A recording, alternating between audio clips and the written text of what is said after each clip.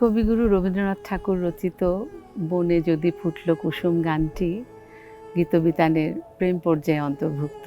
গানটির রাগ কীর্তন অঙ্গের, তাল কাহারবা। 1926 সালের আগরতলায় বসে রচনা করেন কবি। এই গানটির মূল ভাব প্রেমের বসন্ত বা বসন্তে প্রেম এবং প্রেমের বিরহ।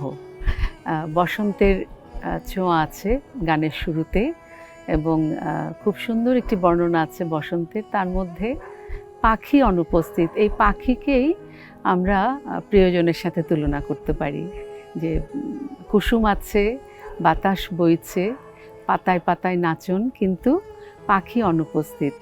এখানে এই বিরহের ব্যাপারটি খুব সুন্দরভাবে ফুটে উঠেছে গানটিতে।